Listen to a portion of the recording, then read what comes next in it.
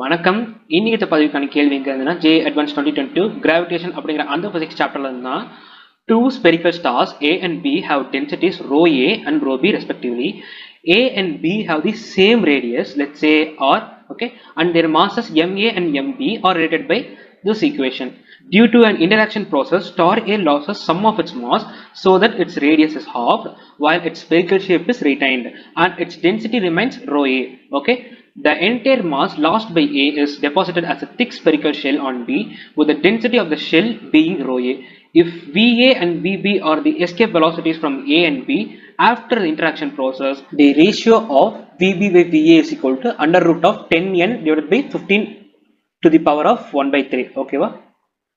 The question solution பார்க்கலாம். Let's say initially இப்போ இந்த ரெண்டு சர்க்கிளையுமே நம்ம வந்து அப்ராக்சிமேட்டா ஒரு ஸ்டார்னு கன்சிடர் பண்ணிப்போம். ஆக்சுவலி இது வந்து ஸ்டார் வந்து ஸ்பியரா இருக்கும், ஓகேவா? கன்சிடர் பண்ணிக்கிட்டோம்னா இதோட ரேடியஸ் வந்து ஆர் கொடுத்துருக்கிற கொஸ்டின் படி, ஓகேவா? ஸோ நமக்கு வந்து மாஸ் வந்து கொடுத்துட்டாங்க. ஃபர்ஸ்ட் ஏ ஸ்டாரோட மாஸ் வந்து எம்னும் பி ஸ்டாரோட மாஸ் வந்து 2m அப்படின்னு கொடுத்துருக்காங்க. அடுத்தது வந்து சேம் ரேடியஸா இருக்கனால நமக்கு வந்து வால்யூமும் சேம் தான். பட் ஆனால் இங்க டென்சிட்டி பார்த்தீங்கன்னா டென்சிட்டி ஆஃப் த ஸ்டார் வந்து rho A for A and density of star B வந்து 2 ரோ ஏ. நான் இங்க ஏன் இப்படி எழுதிருக்கேன் அப்படின்னு கேட்டீங்கன்னா ஆக்சுவலி இந்த ஃபார்முலா படி density is directly proportional to mass, கரெக்டா? ஸோ நம்ம அப்படி எடுத்துக்கிட்டோம்னா rho A by rho B is equal to M by 2m, கரெக்டா? இதை நம்ம சிம்பிளிஃபை பண்ணும் போது நமக்கு rho B is equal to 2 rho A அப்படின்னு கிடைக்கும். இதைத்தான் நான் இங்க இப்ப சிம்பிளா எழுதியிருக்கேன், ஓகேவா? ஃபைனலா ஒரு இந்த ரெண்டு ஸ்டாருக்கும் உள்ள ஒரு இன்டராக்ஷன் ப்ராசஸ்ல ஸ்டார் ஏக்கு வந்து சில மாஸ் வந்து லாஸ் ஆகுது. அதனால அதோட ரேடியஸ், அந்த ஸ்பியரோட ரேடியஸ் வந்து r/2 குறைஞ்சிருது. பட் ஆனா ஸ்பெரிக்கல் ஷேப்பையும் டென்சிட்டியையும் ரீடைன் பண்ணிக்குது, ஓகேவா? ஸோ அந்த லாஸ் ஆன மாஸ் வந்து இந்த ஸ்டார் பியோட அவுட்டர் ஷெல்ல கிரியேட் ஆகுது. பட் ஆனா ஸ்டார் பி இன்சைட்ல வந்து பாத்தீங்கன்னா ரோ பி அப்படிங்கிற அதே டென்சிட்டி மெயின்டைன் ஆகுது. பட் ஆனா அவுட்டர் ஷெல்ல ரோ ஏ அப்படிங்கிற அந்த டென்சிட்டி மெயின்டைன் ஆகுது, கரெக்டா? ஸோ இதுக்கு வால்யூம் எழுதணும் அப்படின்னு பாத்தீங்கன்னா V is equal to 4/3 pi into r/2 தான் இப்போ ரேடியஸ். ஸோ r³/8 இதுதான் ரேடியஸ், ஓகேவா? இப்போ இதோட டென்சிட்டி வந்து நமக்கு என்னன்னு கொடுத்துட்டாங்க, ரோ ஏ அப்படின்னு தான் கொடுத்துட்டாங்க.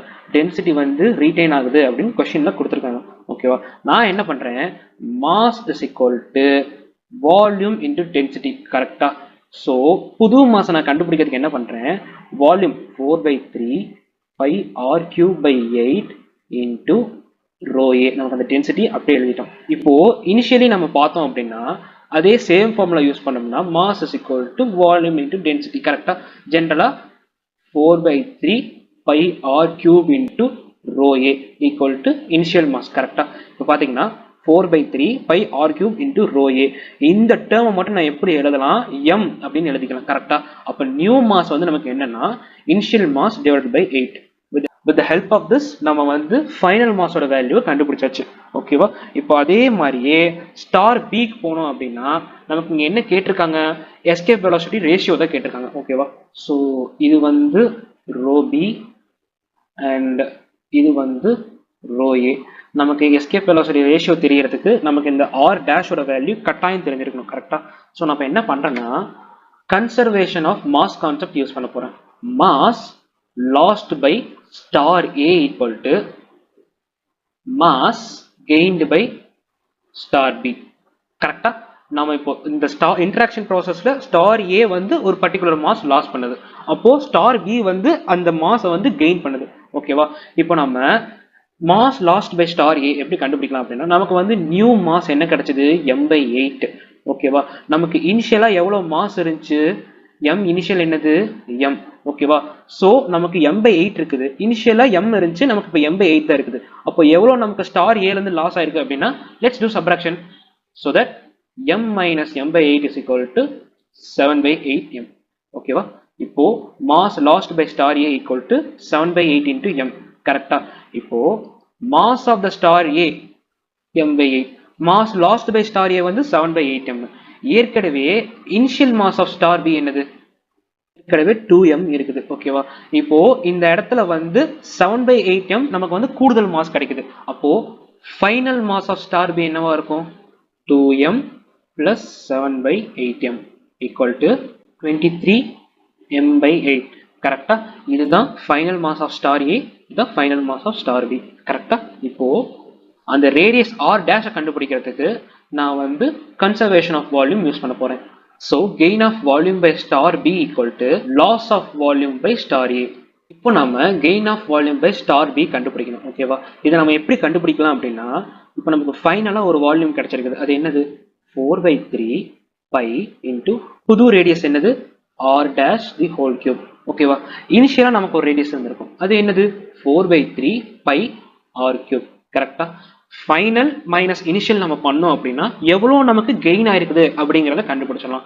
இப்போ loss of volume by star A, ஏற்கனவே இனிஷியலா ஒரு வால்யூம் இருக்கும். நமக்கு அது என்னதுன்னா 3 பை r cube. ஓகேவா? மைனஸ் ஃபைனலா நமக்கு ஒரு வால்யூம் கிடைச்சிருக்கு. அது என்னது? 4/3 பை r cube by 8. கரெக்டா?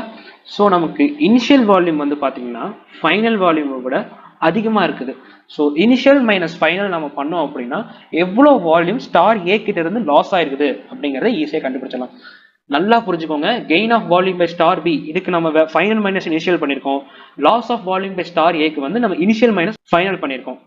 Let's get rid of 4/3 pi so that r dash cube minus r cube equal to r cube minus r cube by 8. Correct? So r dash cube is equal to 2r cube minus r cube by 8. So therefore r dash cube is equal to 15r cube by 8, which implies r dash is equal to 15 to the power of 1/3 into r by 2.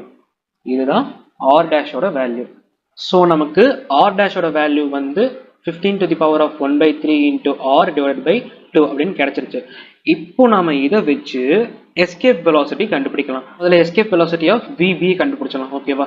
Escape வெலாசிட்டியோட general formula என்னது? √g into mass divided by r. கரெக்டா? ஸோ அதே தான் நம்ம g into final mass of B என்னது? நமக்கு என்ன கிடைச்சிருக்கு? 23 into m divided by 8. அதே r dash ஓட வேல்யூ என்னது? நம்ம இப்ப புது ரேடியஸ் தான் எடுத்துக்கணும். புது மாஸ் அண்ட் புது ரேடியஸ் இத தான் நம்ம எடுத்துக்கணும் எஸ்கேப் வெலாசிட்டி கண்டுபிடிக்கிறதுக்கு. கரெக்ட்டா? So 15 to the power of 1/3 into r divided by 2. ஓகேவா? இப்போ VA க்கு நம்ம கண்டுபிடிச்சோம் அப்படின்னா சேம் இந்த √g into ஃபைனல் மாஸ் நமக்கு என்ன கிடைச்சது? m/8 into ரேடியஸ் என்னது? r/2. இதுதான் நமக்கு கிடைச்ச final mass and final radius. ஓகேவா? இதுக்கு நம்ம ரேஷியோ எடுத்தோம் அப்படின்னா VB by VA is equal to the root of G 23m by 8 into 15 to the power of 1/3 r divided by 2 into r by 2 into 8 divided by gm. நமக்கு இதான் கிடைக்கும். So G, let's get rid of G, m, 8, r by 2, r by 2. So நமக்கு VB by VA is equal to under root of 23 divided by 15 to the power of 1/3. நமக்கு இங்க என்ன கேட்டிருக்காங்க? n value கேட்கறாங்க. நமக்கு கொடுத்திருக்க ஜெனரல் ஃபார்ம் என்னது? under root of 10 into n divided by 15 to the power of 1/3. இதிலிருந்து நம்ம 10 தனியா பிரிச்சோம் அப்படின்னா நமக்கு வந்து 2.3 into 10 divided by 15 to the power of 1/3 கிடைக்கும். So therefore n value is equal to 2.3, which is the right answer. Thank you.